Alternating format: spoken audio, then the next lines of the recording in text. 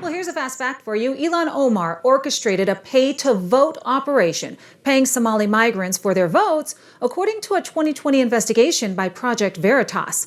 The undercover investigation has resurfaced as Omar's Somali migrant community is under investigation for rampant welfare fraud, voter registration fraud, and immigration fraud. Those that are involved in the fraud allegedly donated heavily to Omar's campaign. The footage released features an Omar associate admitting on hidden camera that the Congresswoman came up with all of this, involving cash incentives of $200 to $800 per ballot. While fact checkers say the video is false and Omar's campaign says it's disinformation, the newly discovered rampant fraud in Minnesota is bringing the video and the investigation back into the spotlight, especially now that Minnesota Attorney General Keith Ellison has been caught on an audio recording allegedly trading protection for campaign cash. The undercover footage shows a former co-worker of Omar saying Omar came up with the paying people for votes plan.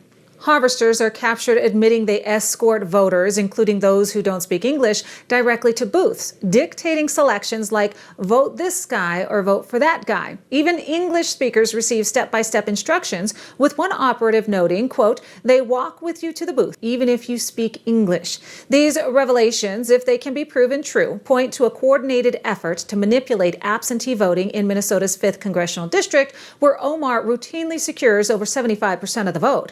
Omar's campaign denounced the video as coordinated disinformation, engineered by right-wing activists, with no evidence of her direct involvement. Fact-checking outlets like Snopes rated the claims false, citing edited clips and uncorroborated Somali translations. The Minnesota Attorney General, Keith Ellison, has been caught on audio tape, agreeing to not prosecute Somalians for their crimes in exchange for campaign donations that he later accepted, allegedly.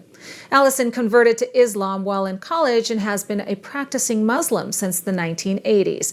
Minnesota Rep. Harry Niska recently released the tapes revealing conversations that happened between Attorney General Ellison and Somali migrants, Muslim, who were later charged and convicted in the Feeding Our Future scandal. In the audio recordings from a December 2021 closed-door meeting, you can hear Ellison promising not to charge Somali migrant business leaders implicated in the massive $250 million scandal, just weeks before federal raids exposed the scheme. During the session, Ellison and the Somali migrants openly talked about the campaign contributions, which Ellison accepted shortly after, fueling demands for a full investigation into potential ethical lapses at the state's top law enforcement office.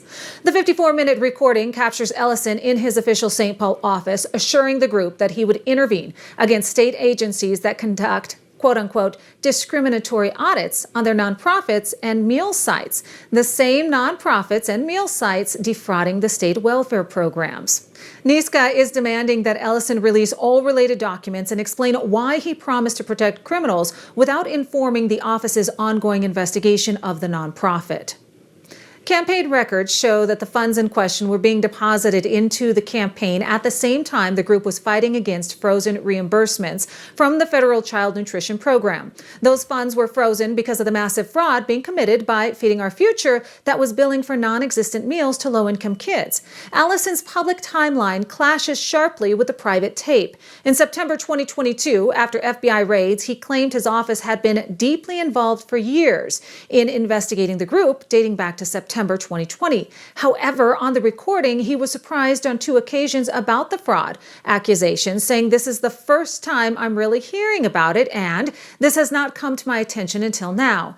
Critics, including former senior AG officials, say his office intentionally dragged its feet, launching a formal investigation in February 2022, 2 months after the meeting, saying that he had at his disposal tools to seize bank records that could have uncovered $3.2 million in laundered funds and over $500,000 in bribes by early 2021. The Feeding Our Future case is the largest COVID-era fraud in U.S. history. More than 70 Somali migrants have been charged since 2022, with 37 guilty pleas and 7 trial convictions, including Saeed and ringleader Amy Bach as of March 2025. Prosecutors say the scam stole taxpayer dollars meant for hungry children and spent the money on luxury cars, overseas properties, and even sent money back to the terror group Al-Shabaab in Somalia.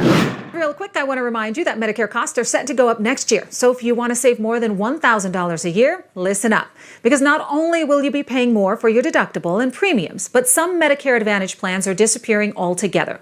It can be confusing with so many different plans and options, but I got a quick and easy solution for you. Chapter. I've partnered with Chapter because I believe in what they're doing. They want to help and they'll do it for free. Just call the number on your screen or go to askchapter.org/Christina. It'll take 20 minutes and they'll do all the work. Give them a call. It'll be well worth your time. Juan Arias, an illegal migrant from Colombia who received a free ride to college and allegedly committed immigration fraud, has just been sworn in as a city councilman in Charlotte. The 27-year-old is getting major backlash over his alleged sham marriage to gain citizenship and his acceptance of taxpayer-funded assistance, which was denied to many American citizens. Accusations surrounding Arias are that he is a gay man who married a lesbian woman to become a citizen. He was born in Colombia and was brought into the country illegally with his illegal migrant parents, who then received taxpayer-subsidized housing. He was then given a full-ride scholarship to Queen's University of Charlotte. Arias's free education is sparking backlash for taking money away from citizens and legal migrants who followed the law to enter the country legally. In resurfaced videos, he talks about marrying his high school best friend, a woman at the age of 18, saying, "That is how I got my citizenship." The marriage dissolved after about a year, with Arias claiming that they both suddenly discovered they were gay after they were married. He says he came out publicly at 19. However, another video shows him saying he came out as gay at 13, a fact that critics say is evidence of deliberate deception to game the system. Marriage fraud carries penalties including denaturalization and deportation, and Arias's timeline raises red flags about the legitimacy of his green card application. Arias is now criticizing ICE operations, labeling recent arrests in Charlotte as quote-unquote terrorizing neighborhoods. That's what you need to know.